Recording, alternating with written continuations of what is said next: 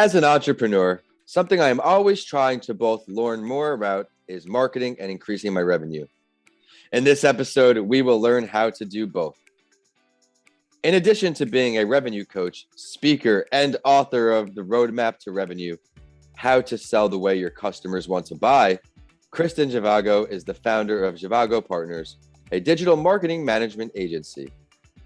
Prior to founding Zhivago Partners, she has spent decades as a revenue coach, mostly in the tech industry to Silicon Valley, helping CEOs and entrepreneurs grow their companies. As president of the digital marketing management company, she is absolutely committed to generating qualified leads for her clients using the full range of appropriate digital techniques and channels. She taps into the mindset of the customer to make spot-on offers, resulting in the win-win outcome for her clients and customers. She founded and now manages the company with the goal of helping all of her clients, quote, sell the way your customers want to buy, including the realities of the ever-changing digital technologies, techniques, and tools. I definitely would like to also recognize that her book was named by Forbes as one of the top 6 marketing and sales books. Welcome back to That Entrepreneur Show. My name is Vincent A. Lancy. You can learn more about me on my website, vincentalancy.com, or at Vincent A. Lancy on YouTube and all social media. If it's your first time with us, welcome. Each week since 2019, I have had the honor of sitting down with the founder of a company or brand to learn what worked well for them, the areas they wanted to improve on, and all of the learning lessons they had along the way. Stay tuned for a great show ahead. We also have bonus episodes for you to enjoy, including the Gasparilla Overload that just passed for the second time, featuring Florida entrepreneurs, and the Rewind the Clock episodes featuring past guests who are making headlines still. You never know which motivational journey will inspire you most. This segment is sponsored by Bedrock Business Builders, a small business startup specialist. Start, build, manage. Interviewing thousands of customers during her career and helping hundreds of companies shift from a company-centric approach to a customer-centered approach. We're in for a value-filled show. Kristin Zhivago, thank you so much for joining the show. Glad to be here. Thanks. Would you mind introducing yourself to our audience? Let them know who Kristin is before we dive into the entrepreneurship talk. Well, actually, I think you did a pretty good job of that. I think the only thing I would add is that I'm an ocean sailor. My husband and I had a 48-foot catamaran built in South Africa and sailed it home together some years ago. So amazing. Yeah. Where else have you gone on the boat? Well, we did a lot of Caribbean cruising once the boat was built, and spent some winters down there. So, because we live in New England, so it was a wonderful way. My husband got cancer, so we had to sell the boat finally, and he left us August of last year. So, I'm sorry for your loss, but I hope you have some me great too. memories on that boat. Yep, yeah, it was good. It sounds like a great experience. Africa to the United States. Good for you. I have to ask, are you a Patriots fan living there? Well, I was more of a Patriots fan when Brady was playing, I have to admit. It was pretty exciting. And then we became Tampa fans. As a Jets fan, I've obviously never had the chance to root for Tom Brady, but we had him here in Tampa. So it was a great short stint to see him win a Super Bowl for our city, unite us in a COVID-filled time. But let's dive right into business talk. There are a lot of reasons that push people into becoming an entrepreneur. Kristin, what started your journey? Actually, it was, I think I was always an entrepreneur. When I was a child, I would sell Girl Scout cookies, but I also went around the neighborhood selling rocks in a wagon. And I know now that it was just because of kind old ladies who felt sorry for me and bought the rocks. But that was the beginning of my selling career. The real turning point for me was I was the first woman to sell machine shop tools for Pratt & Whitney in the United States for Pratt & Whitney. And I learned the hard way that you really needed to understand your product and your customers' needs I was very much humiliated. And of course, I was a senior in high school. So this was big humiliation, right? Yes, yes. And one old guy said, tell me how your drill bit is better than the one I'm using now. And I didn't have an answer because they just gave me a catalog and said, wear your mini skirt and go for it, So I remember standing out in the parking lot about to get into my old car and thinking to myself, I was going to learn everything I could about tech and selling. And that's honestly, that set me off on life. My whole career has been doing that. I'm still doing it. And doing it well, I might say. You're sustaining an entrepreneurship. And I don't remember the exact quote, as you never know, but most businesses and entrepreneurship last 1 year or less, 90% or something, just don't make it to year 2. Yeah. And that's why I love this show, because I get to learn from successful entrepreneurs each week, gain some tools for the trade, which we're about to during today's episode. When we're thinking of challenging parts of entrepreneurship, there are a whole lot, Kristin. What are 2 that you find most difficult? I think the most difficult thing is the thing that it's also been driving my career, which is that the mindset of the customer when they set out to buy. And I define that as their desires, concerns, and questions. Like that. Is a list of things that they're looking for, some absolute must have this, maybe okay if I don't have that kind of thing, but they know exactly what they want. And when they set out to buy, they have trouble finding it. It's actually harder to buy than you would think, even with all the tools available to us now. The companies, on the other hand, have a whole different list of what they think is important to customers. And I learned that as a revenue coach. I'd go and talk to them, and then I'd interview their customers, and the list would be completely different. Mm-hmm. There is a gap between what the customer really wants and what the company thinks they want. And so they market to that, and all their messages are about that, and they're missing the mark. And these days you've got like 2 nanoseconds when they come to your site. Either you address those mindset issues immediately or they're gone. So to me, that's the biggest thing. And the second biggest problem is CEOs and entrepreneurs who just don't want to hear what the customers have to say, which is pretty stupid because the customers are the ones with the money, and that's where the revenue comes from. So I think those are the 2 biggest problems in business. And frankly, I've been working on this diligently for years and years, and it's still a problem. Putting yourself in the customer's shoes, such great advice for everyone out there. And it seems obvious, right? They're the ones paying us. We want to give them what we want. But sometimes we get trapped in our own mind, our mindset, blocked by the light. It's always good to have someone else to bounce ideas off. I've had different mentors at different stages in my life, different coaches, where it's just great to see what I'm blinded by. That's the way I really call it. Sometimes I'm so deep into a project, so over obsessed with it, ready to let it go, and I'm missing things just that are sitting right in front of me. So thank you for pointing that out. I'd now like to ask you about one of your greatest lessons learned across your entrepreneurship journey. I guess that ties back to that. Well, actually, there's 2 of them. The first one is, yes, you must understand what your customers want. And I perfected an interviewing process that I spell out in great detail in my book on chapter 3. I tell you exactly how to get people on the phone. The phone is the best instrument. They will open up to you after they've bought.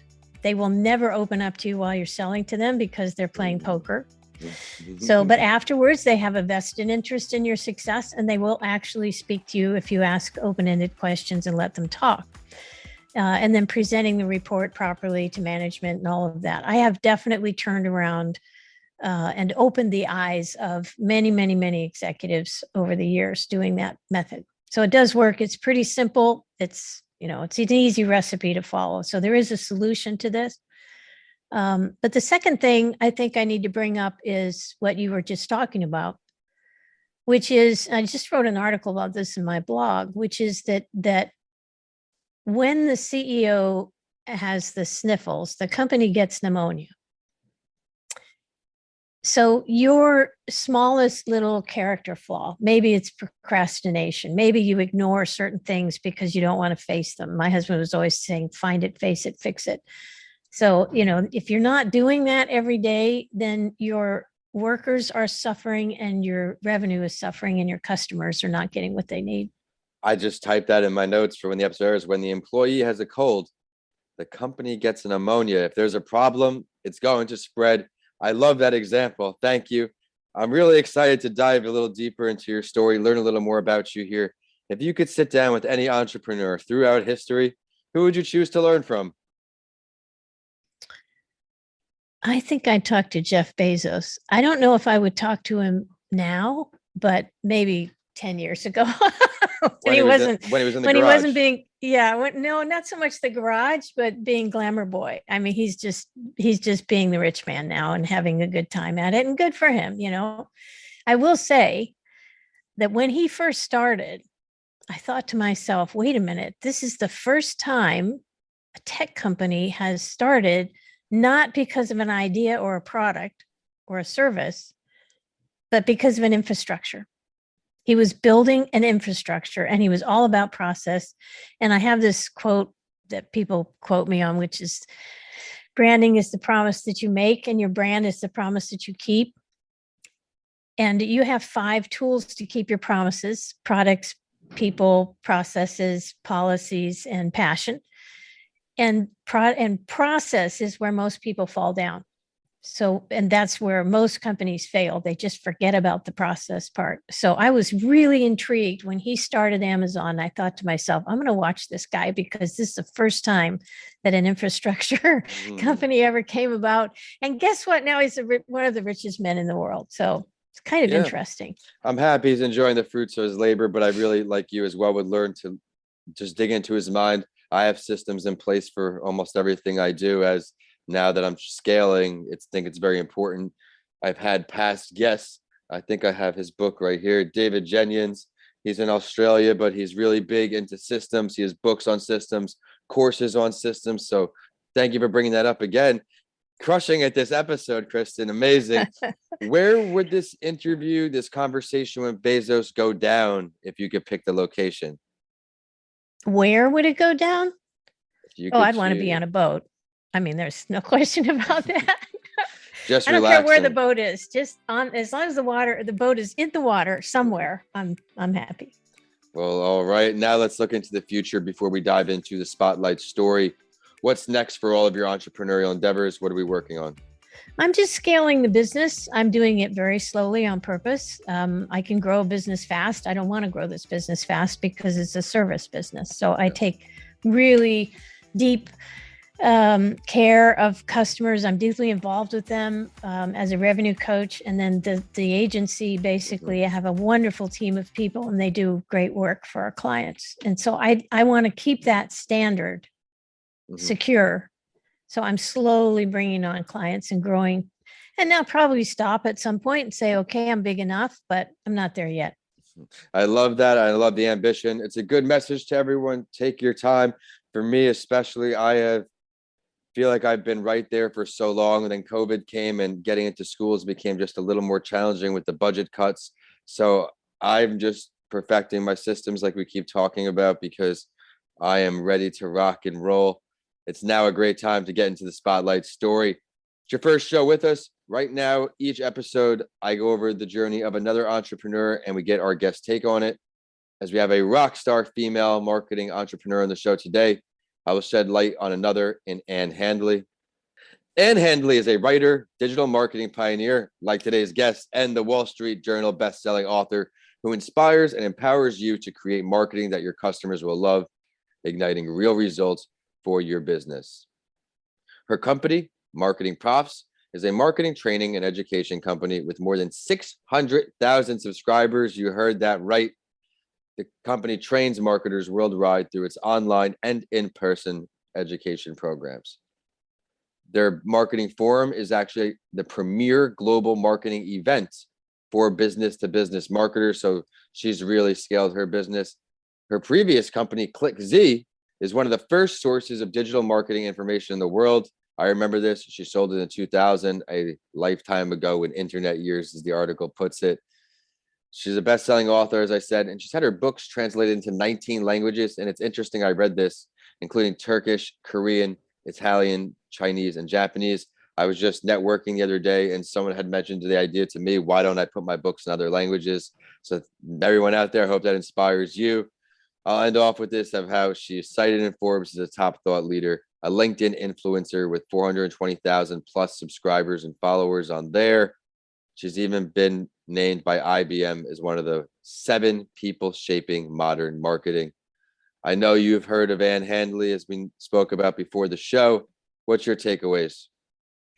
Well, I've known about her for a long time, watched her do what she's doing. I've spoken at some of her events, and so I've been involved with them off and on over the years. I love the organization. I think they do a wonderful job of combining hands-on information for people doing the actual work and strategy at the same time. She's one of those people that can span both, and she's very good at it. So I have a lot of respect for her. She's really built an empire for herself, and it's well-deserved. I love seeing others' success and then learning how they did it. She seems to be open about sharing her journey, just like you. I have to thank you so much for an incredible episode today, Kristin. There's so much I enjoyed. Explaining the difference between company-centric and customer-centered in that much detail was very appreciated, as well as your detailed response to the challenging parts of entrepreneurship. You even touched on the 5 tools there briefly at the end to educate our listeners. Let's now stop for your last word to our audience. You know, I've come to think that all of this is, and it's going to sound corny, but it's about love. It's about taking care of people. It's about taking care of your customers, taking care of your staff, your vendors, anybody that you come in contact with, and just figuring out what they need and trying to give it to them. And honestly, that's where money comes from. Well, love that. Can you please now tell everyone where they can find you, request your services, say hello? Yes, they can Google Kristin Zhivago. They'll get a whole lot of results there. Our website is zhivagopartners.com, where I blog and I do a lot of podcasts. And the book is on Amazon. It's Roadmap to Revenue, How to Sell the Way Your Customers Want to Buy.